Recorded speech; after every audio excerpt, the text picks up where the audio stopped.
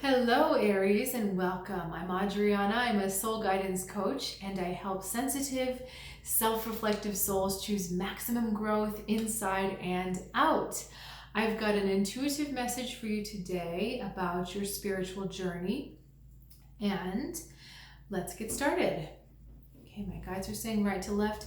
This is an inside-outside reading where we're going to look at your inner world versus your outer world. Whoa, interesting, Aries. Okay, we've got some interesting dichotomies going on here, some interesting opposites. The Hanged Man versus the Chariot.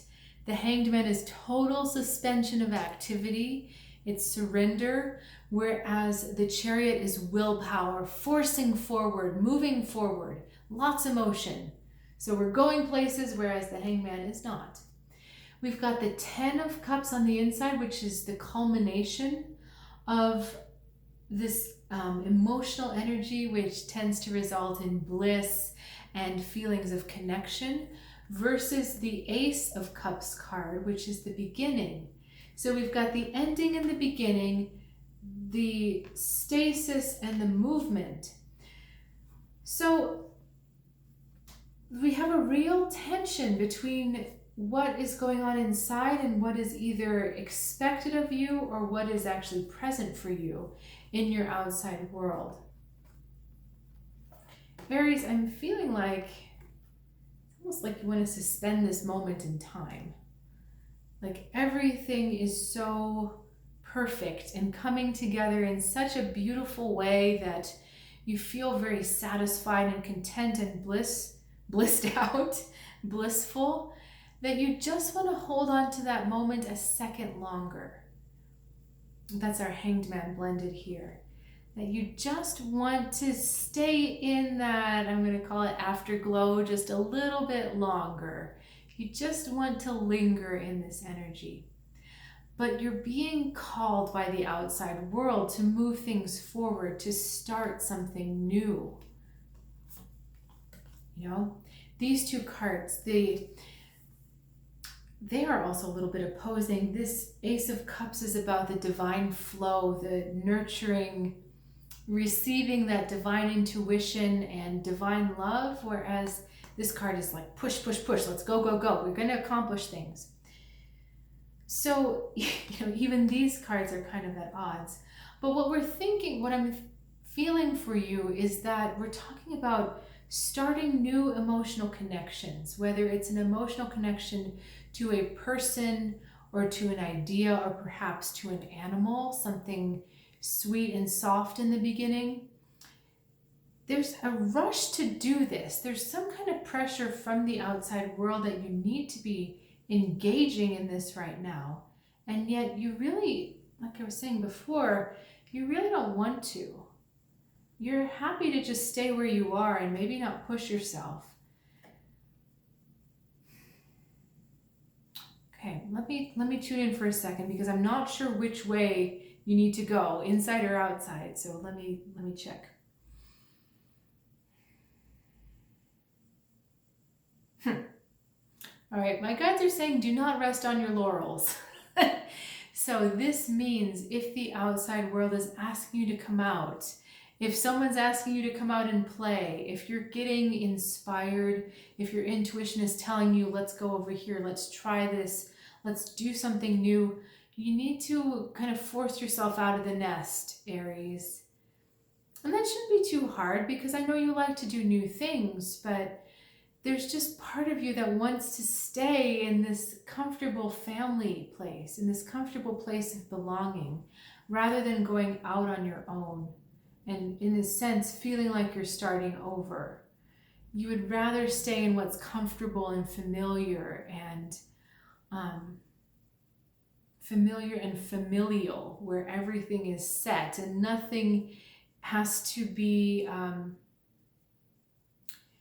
redefined. Everything and everyone is already parceled out. So, what I'm talking about is in a family, it's pretty clear. Roles get established pretty early in the formation of a family. Who is supposed to do what? And because who is supposed to do or provide what, there's certain relationships between each member of the family. There's a set relationship between mother and father, between father and son, between mother and son, father and daughter, daughter and son. You see what I'm getting at? So the thought of starting over and having to build a different role or become a different relationship partner to someone, that's a little bit daunting to you. And that's why there's this holding on, like, do I really have to go? Do I really have to go? But in this case, this is a little backwards, Aries, because usually the inside feels the direction we need to go. Here, I'm feeling like you need to listen, because this Chariot energy is the combination of your willpower with a divine push, with energy from your higher self that says, come on, we need to move forward in this direction. We need to get this going. So I don't want to encourage you to obliterate this feeling in here.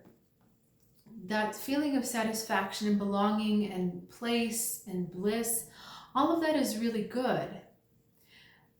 I am also feeling that when you are asked to leave that feeling and try something new and take a risk and maybe extend yourself a little bit more beyond that role, try it, do it, because it really wants movement.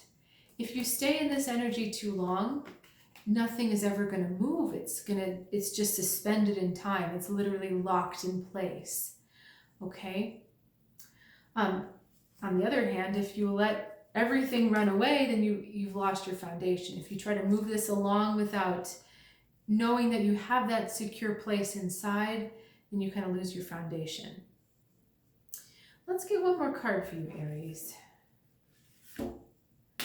Okay, Four of Pentacles.